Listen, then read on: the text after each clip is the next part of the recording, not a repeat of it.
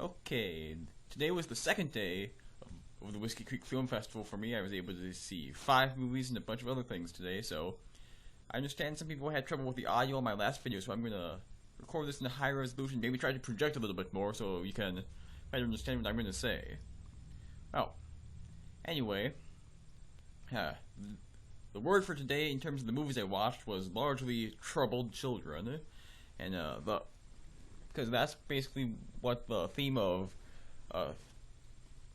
most of the movies that I saw today was, in their own different ways. The first movie I saw today was Moonrise Kingdom. Now, Moonrise Kingdom is this new Wes Anderson movie, of course. He made a big splash at Cannes, and it has become kind of an indie darling since then. It's the first Wes Anderson movie I've ever seen, so that's kind of a new experience for me. It's just kind of nice, like storybook fantasy sort of story. It's really sort of a charming storybook fantasy kind of movie. It's about a couple of 12-year-olds who live on this kind of like isolated island place on the East Coast, I guess, or something like that in the 1960s, and just this 12-year-old boy and this 12-year-old girl meet. They fall in love, and they decide just to run away together into the wilderness of this island, and it's just really kind of just fun storybook fairy tale-esque sort of story they have going on here. It's the boy, he's a member of what they call the Khaki Scouts. It's kind of this like fantasy version of the Boy Scouts or Cub Scouts. And she just kind of lives with this her parents. Both of these children are kind of drawn together because they have their own strange backgrounds in the same way. I mean, the boy's an orphan, and the girl, she's just kind of off. And she mentions that her parents think that she's disturbed, and there is just this kind of undercurrent of trouble beneath both of them that really helps them draw together. Now the boy and the girl, the actor and actress who play them, have this really kind of like sweet, kind of deadpan chemistry that really works well together, and the rest of the cast is very good too. This has one of those all-star indie cast sort of things that filmmakers like Wes Anderson are known for. There's the girl's parents are played by Frances McDormand and Bill Murray. They're very good together, especially Bill Murray, and they're very straight. He's not the kind of like sarcastic, snarky character that we normally associate with Bill Murray, and he's really nice. He's kind of just a straight, just average dad sort of role, not the sort of thing I expected from him. And also there's Edward Norton. He's very good in this movie. He plays the boy's Khaki Scout master. He has sort of like a wonderful kind of like anti-charisma thing going on. He's like the most uncharismatic character you could ever imagine. He's just so nice, and he plays him really as kind of the stooge you might expect from this sort of thing. But there really is an undercurrent of how much he really cares for his campers, how much he really cares for the campers who he works for, which is also a very nice touch, a very sweet touch that I've liked a lot about his character. And other actors who have kind of smallish parts of this, there's Balaban. You might remember him from some of the Christopher Guest movies. He plays a sort of a narrator of sorts who kind of shows up to give you a bit of context as to how the story is going. Then there's Tilda Swinton, who plays a social services worker who is just called Social Services, and I think maybe the one actor who doesn't really come off as well as the others is Bruce Willis. He has a fairly substantial part here, but unlike some of the other characters who just kind of like embody them, and Bruce Willis really kind of like sticks out, kind of like the movie star sort of role. I mean, he seems too much like a movie star to really convince as this kind of like a deadpan sheriff of this community. He just comes across too much like John McClane. I don't like to say that because I like to associate actors as actors and as their characters, but really, Bruce Willis just sticks out in this movie in lots of ways, which can be a bit of a problem at times.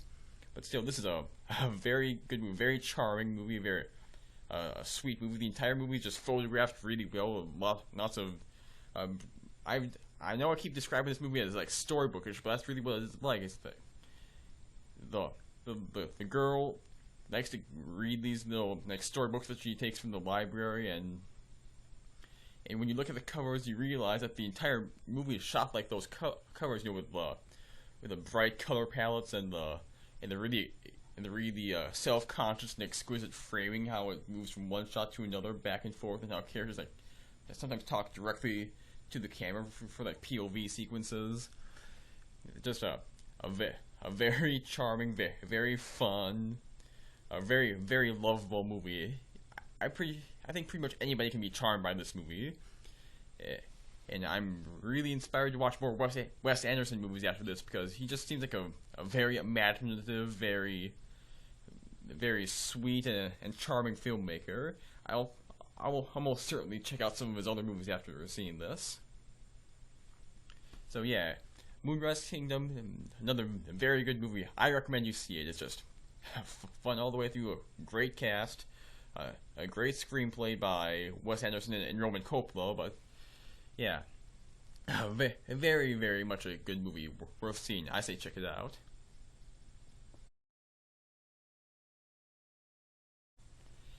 Okay, the second movie I saw today was a movie called The Kid with the Bike. Now, as I mentioned, this is another sort of a troubled youth sort of movie, but it's just about as far from Moonrise Kingdom as you could possibly imagine. This is a French movie. This movie actually won the Grand Prix at Cannes this year, and was nominated for a Golden Globe for Best Foreign Language Film, and it really is a remarkable sort of movie. The movie follows this young kid named Cecile. He's played by an actor named Thomas Doret. Yeah, I think it's pronounced Thomas Doret. I'm going to assume so, but yeah, it is a remarkable child performance. He, more than anything else, or the whole bunch of different stuff, is the reason to see this movie. It's just a fantastic child performance at the center of this movie. That's just really the big headline here, but yeah, the movie follows this kid Cecile as he basically just tries to live his life. He lives at a foster home at the beginning of the movie. He lives in sort of this boys' home sort of thing. He's been abandoned by his father. The real undercurrent throughout the entire movie is his desire to be with his father, even though he's obviously been abandoned by him. And as the movie opens, the boy just tries to run off and find his father through any means he can, and he almost literally ends up falling into the lap of a hairdresser who happens to live in the apartment building that his father used to live in, and eventually, through weird coincidences or circumstances, she ends up being a sort of a foster mother to him, almost, where he stays with her on the weekends and stays at the home during the week, and they just sort of build this relationship as it goes on. And the woman is played by Cecile de France. She's a fairly well-known French actress. She's been in several movies that have been successful in the U.S. Movies like the slash movie High Tension, and she was very good in the Clint Eastwood movie Hereafter.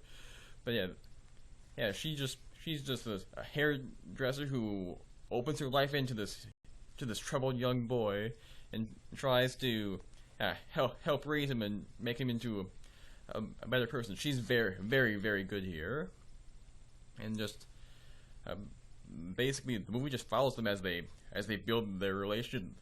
The boy lives with her. And they try to connect with the boy's father some more. They actually do eventually find him, but that doesn't go as well as they expect. And eventually, after the boy is finally completely aware that he's been abandoned by his father, he falls into some trouble with some more unsavory characters, unsavory children on the streets of Paris.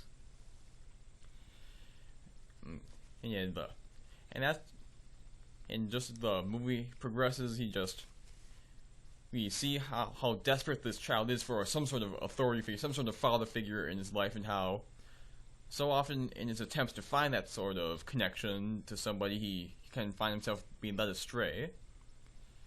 Yeah, this is, as I mentioned, the strength of this movie is largely in the performance of this young Thomas Doret actor, and also there's a real strength in the direction too. The director of this movie was from a pair of directors, I guess, called Dardenne brothers, I think and it's just a very, very realistic, very, I don't want to say gritty, but just, yeah, very realism-oriented sort of movie. I mean, they use lots of very, very long single takes in this movie, so it goes a very long time following the characters without a cut. That gives it a real sense of a reality, real sense of place that's very, very effective, I think, and also just a remarkable show of control over the actors and over the characters, especially since this young boy is the center of the whole movie. It's remarkable how well they're able to direct him here.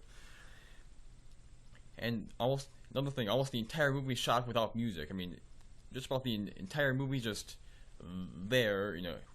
Unfortunately, this means when the music does kick in the movie, it feels almost kind of manipulative. It feels very artificial. Like I think they use the same. The only music is like this one theme that happens like 3 or 4 times throughout the movie, and after a while, after the first 2 times, you can almost sense like, okay, here's when the music's gonna kick in. But that's just kind of a minor quibble. It's a good musical theme, but I don't really think it's necessary, especially since most of the rest of the movie is shot without music. And there are some other weaknesses too, like the unsavory street kid who I mentioned earlier. He's so obviously a bad guy from the first time we see him that he's really kind of almost predictable in the way that the story goes about it. But he's obviously the bad kid, and so obviously the bad. I mean, he like wears this. He dresses in black, has his hair slicked back and everything. You really start thinking, come on, hasn't this Cyril seen any movies? I mean, this is the type of kid you're supposed to avoid. But yeah, he does make but on the other hand, he does make a convincing sort of way to how kids in Cyril's situation can be charmed into street gangs. Another kind of problematic point is the boyfriend of the Cecile de France character, who really seems to only be in the movie so that you'll eventually have to choose between him and Cyril. But all those things are really kind of quibbles, because overall this is a very strong movie, a very emotional movie with some remarkable acting and very strong directing from the Dardenne brothers. It's not, as I mentioned, and it's not sometimes it's not a very easy movie to watch. I mean, because of the whole realism, gritty kind of direction here, it can almost be sort of uncomfortable to watch at times just because it feels so real. And the kid I can understand how some people might even find the kid irritating or annoying at times, but I was able to empathize with the kid very well. And yeah, it might not be the easiest movie to watch, but it's a very, very fulfilling experience, because just this remarkable performance once again from Thomas Doret. I have to emphasize just how good this kid is, and just a very effective story arc about a young troubled child and his search for a connection to somebody, even if it means that he could hurt himself or hurt other people along the way. A very strong movie. I highly recommend it.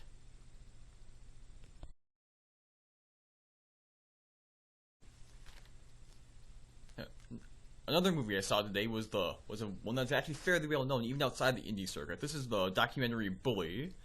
Now the main reason that lots of people have heard of this documentary is because it was one of those many movies that got into a quibble with the MPAA over its rating. It was originally given an R rating because the kids swear occasionally in the movie. Because, oh no, high school kids swear.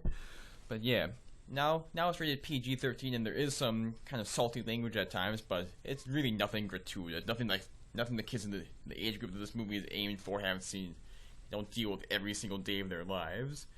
But anyway, a Bully is a documentary about bullying. It follows several different stories in different places around the country about kids who are the victims of bullying. A couple of the different stories are following the families of kids who have committed suicide as a result of bullying. Others follow just some kids who are known to be victims of bullying in their schools, and how their parents and how they try to deal with it, and how the schools try to deal with it. This is...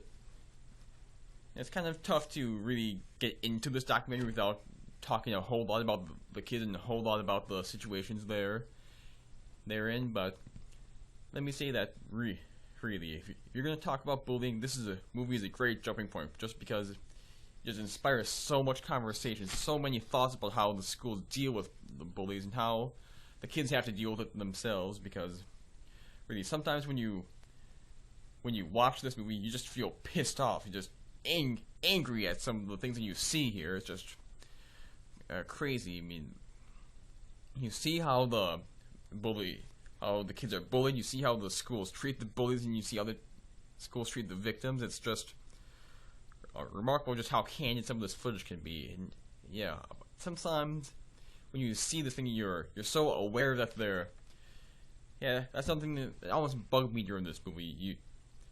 When you're watching this, you have to realize that these are actually cameramen in like the school buses or in the school watching these kids with a camera, and they're watching these kids be bullied. Sometimes I couldn't help but wonder, didn't these cameramen ever feel the need to stand up to stop these bullies from doing that thing? Stop these bullies from beating up on the kids that their cameramen are following? But that's just something that I couldn't help but wonder about. It almost reminds me of a movie I saw at Whiskey Creek a couple of years ago called American Movie. And that was a documentary that actually faced a little bit of controversy because it was obviously distorted and manipulated to create a better story for the subjects. But Bully's different because Bully actually is designed just to follow these kids. But still, I couldn't help but wonder whether or not the cameraman ever felt the need to intervene with the bullying. But still, they did get some remarkable footage, and there's just one moment in the movie where that really just angered me to no end. What happens at this part of the movie doesn't even follow one of the main storylines, but it shows how the administrators of school kind of deal with bullying. It's probably one of the few times where we actually see a kid who clearly is a bully on camera, because the movie mostly follows the victims, as you might imagine, because it's tough to follow around the kid. Hey, we want to follow around your kid because he's a bully. We don't. Of course, you can't do that, so we always follow the victims. But in this moment, the administrator is trying to kind of like reconcile something between the bully and the victim, and this vice principal, I think it was, immediately sides with the bully, even though it's obvious that the bully was the aggressor. She does this sort of standard teacher thing where it's like, okay, you guys have to shake hands now, and the victim does not want to shake hands with his bully because who would want to do that? But this angers the principal. She says, "Hey, this guy is willing to forgive you," and the victim says, "No, he's not. He's not being sincere." And this really angers the assistant principal, because she says, "You are as bad as him if you're not going to shake his hand and forgive him for this." And even though the kid tries to justify what he's saying, he does shake his hand. Of course, it's insincere. It's insincere for both of them. But then when the kid tries to tell the teacher about all the bad stuff the guy does to him, even though he supposedly forgives him all the time, and you see the administrator constantly siding with the bully, it just makes you want to reach through the screen and slap some sense into that lady. And that's really a feeling that you get a lot during this movie. This anger at how the schools seem to be on the side of the bullies of all people. Just remarkable lack of empathy towards the actual victims here. Yeah. We get a lot of footage of the victims, talking about their experiences in school and how horribly they're treated. And we talk to their parents too. Some of the parents are aware that their kids are being bullied, but they don't know what the extent of it is. Some of them are aware of the extent of it and try to help, but there's no one in the school who really is willing to help them, because they think they're totally useless. They insist that they can't do anything because boys will be boys, kids will be kids. Kids are cruel at that age, which is just a remarkably sad way of doing it. They don't even seem to try just because they are so convinced that they can't do anything. But that's just the kind of the visceral emotional response you get from that sort of movie. But overall, as a documentary though, I think it could have been better. I mean, it does get some of this remarkable footage. There are some of these remarkable stories that we hear. There's one really freakish story about a girl who was so fed up with bullying that she brings her mother's gun to gonna pose out on the school bus, and then she's arrested and charged with up to like almost 50 counts of like kidnapping and an attempted aggravated assault. This is another thing that really focuses largely on the focus on the blaming the victim rather than trying to blame the cause. But we get all these different stories. We get a story about her. We get a story about a young lesbian girl who was bullied because she's an open lesbian at her school and had to like drop out of the basketball team and stuff like that. We get like 4 or 5 different storylines going around, and each of these storylines could have been made into its own documentary, and they really get, sometimes I think it overcomplicates things and distracts from the focus that the movie should have. The movie just does kind of have a collage feel to it, not a real direct focus on anything. Obviously this is all built around the theme of bullying, but some of these stories just kind of like almost interfere with each other. Some of them aren't given enough screen time, some of them, but no, I'm not going to say any of them is given too much screen time, but I think maybe a couple of these stories could have been cut out, and with more focus placed on the other ones, we could have had a more effective movie. Yeah, but yeah, overall, this is a movie that really causes you to respond to it emotionally. It's a well shot documentary, a well edited documentary. There's not even any narration or anything, so it's not even that manipulative as far as documentaries about these sort of subjects go. But it could have been better, but it's a great emotional piece, a great way to get people to talk about the problems of bullying. And I say kids should see this movie just to see what the effects of bullying can be. There's one very good scene in this movie, one of my favorite parts of this movie, that follows a boy whose friend committed suicide after being bullied too much, and he talked about how he used to be a bully because he wanted to fit in so much that he just couldn't help but bully other kids in order to do that. And that's a sort of element that I made me like to see a bit more of this movie, because trying to get into the bully mindset a little bit, and just seeing this kid talk about what it was like when he was a bully, and how he felt his bullying affected other people, and how he saw bullying from that perspective was really a great moment in the movie. And that's the sort of thing that kids will respond to. That's the sort of reason why there's been such a push to get this movie shown in schools, because I think it's a very important movie, not one of the best documentaries I've seen, but a very effective movie in its own way, a great way, and a wonderful conversation starter. I say if you're really interested in the bullying epidemic, this is a very good movie to see.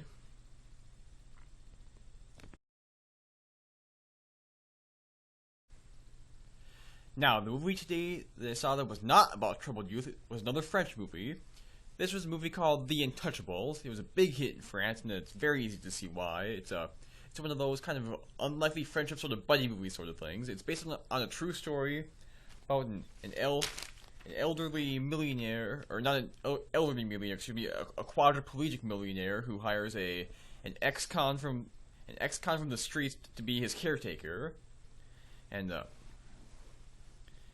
the main reason to see this movie, the main reason why it's such a good movie is because of the casting of the two leads. The leads are Francois Cluzet and Omar Sy. Cluzet is the quadriplegic millionaire. Omar Sy is the man he hires to be his caretaker. And these two guys just have a wonderful chemistry together. They are just so charming and fun. It's just, the entire movie basically rests on their shoulders, and they pull it off very, very well. And yeah, this is not a groundbreaking movie of any sort. Just a charming buddy sort of comedy about people from different racial and economic backgrounds becoming friends and just learning to like one another and learning things from each other. Yeah, the kind of fun thing about this is that the Omar Sy character, he goes by the name Driss in the movie. He actually he didn't even want the job in the first place. He applied for the job so we could have proof that he applied for a job, and can continue to get unemployment benefits since he's on parole from robbery or something like that. And that sort of a brashness is the reason why he's hired for the job in the first place. The sort of completely unsympathetic, not condescending sort of attitude that the quadriplegic man finds appealing. And really, as I mentioned, their relationship basically is the movie. How how they learn from each other, how they just kind of amusing interactions, how he has to learn to care for this quadriplegic guy, how the quadriplegic guy just learns stuff from him, like uh, pop music sort of thing, smoking pot at some points, and just how they talk to each other, just learn from each other, learn about each other. That's basically what the movie is. And if that's sort of unlikely friendship story that you like, you're really gonna like this movie. I mean, I like that sort of story. I love stories about unlikely friendships, so I like this movie quite a bit. I mean, there's not a whole lot to it. It's not a remarkably substantial movie, but there's lots of just really fun comedy moments here. It's a very funny movie. The audience I saw this with loved it absolutely, and the performances are the reason to see the movie. Omar Sy's just this wonderfully charming, expressive guy, and the guy who plays the millionaire is also very good, especially since he basically can only act with his face in this movie.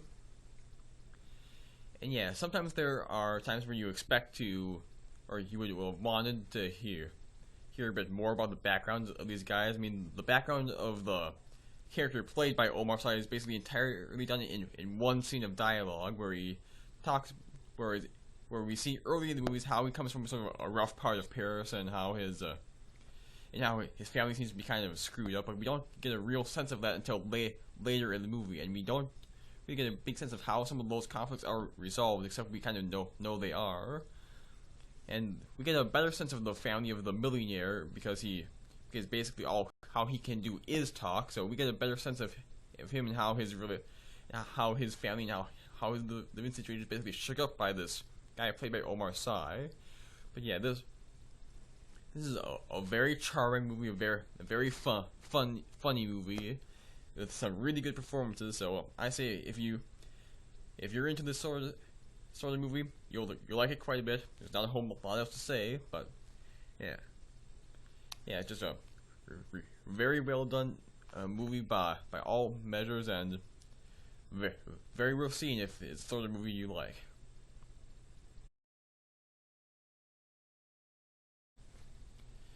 Yeah, now at the beginning of this, I said I saw 5 movies today, but that's not entirely true. In reality, I saw those 4 movies that I had previously talked about, and I also saw a bunch of shorts. You saw another image there. Well, yeah, that's another thing that they started last year here at Whiskey Creek. They're showing some short films by Minnesota-based filmmakers who submit them to the festival there.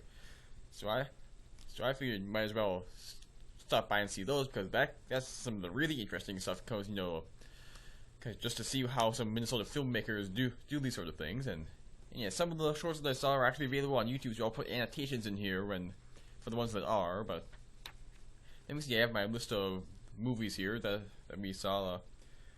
There were 3 different movies that we saw from a filmmaker named Deb Wallwork. She's based in Minneapolis. The first 2 were called Water Lilies and Leaving. They're sort of like tone poem sort of things. They're both quite short, only like a couple minutes each. Water Lilies was like her using a combination of photography and editing and narration to sort of just describe what it's like to swim. Really kind of effective, kind of just a short tone poem sort of way.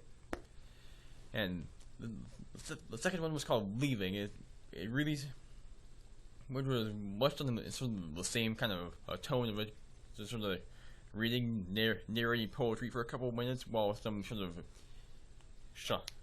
black and white shots of leaves and a poetry being written on the screen appears in it. Leaving wasn't quite as effective as Water Lilies, basically because it seemed almost at times be an excuse to mess with some editing software. So yeah, so far as I can tell, those movies aren't on YouTube, but the third movie by Deb Wallwork is on YouTube now, and you can watch it by clicking right on the pen right here. This is a short documentary called See Beck. It follows an artist who talks about his process. It's a really kind of a fascinating guy. He's one of those artists who uses stuff from nature to do his work, and just sort of things just inherently interesting to me. I liked it quite a bit. Okay, then and then the next movie we saw was the longest one. The longest one of the shorts. It was each of those movies that I mentioned before were between like 1 and 7 minutes long, but this movie that I saw from a filmmaker named Chris Newberry, it was the fourth short that we saw, as I mentioned. It's called A Song Without a Name, and you can find. I can't find the entire movie on YouTube, but you can find. But once again, if you click on the pen again, you can see a brief clip from it.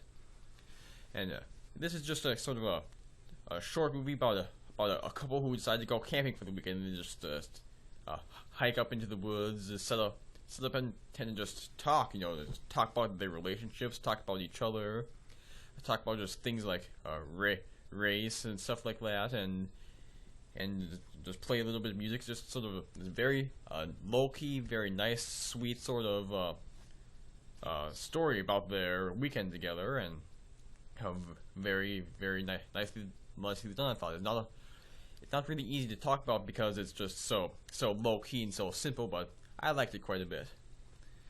And then the next short that we saw was from an actress named Amanda Becker, who's based out of Roseville. The short was called Hole in the Wall. It's about a 10-minute long short about this relationship between this guy and his father, and well, it was average. I mean, the actors had good chemistry. You could believe they were a father and a son, but some of the dialogue was a little bit stiff, and some of the delivery wasn't that good, and the sort of. We didn't really get enough context on their relationship, I thought, because there seems to be things that were left hanging, other things that weren't resolved that well at all, and the payoff about the hole in the wall was effective, but it was also kind of obvious where it was coming from. But yeah, it was an average short. I'm sure the filmmakers could have talent to do something better, but yeah, it was probably the least satisfying of the shorts that I saw, I would have to say. And finally, the last short that I saw was a short called Dan Martin. It was made by, if I believe I'm reading this right, the Galactic Cowboy Orchestra, based out of Minneapolis. And this is another one that's on YouTube, so you can click on the pen again, and then you can find it. This one's just kind of fun. It's about a violinist who's trying to play a song that he's trying to have a tough time mastering, so she calls the guy who wrote the song, and he kind of hums it to her. Then she tries again, gets frustrated, then goes to sleep and dreams about playing the song. It's just fun, just kind of amusing, well-made sort of thing, and just kind of just a simple little short, amusing diversion sort of movie thing. And so yeah, those are the movies I saw today. The 4 feature-length movies and a whole bunch of shorts. And tomorrow I'll only be seeing one movie tomorrow. It'll be The Magic of Belle Isle. And until then, this is Kevin reporting from Whiskey Creek. See you tomorrow.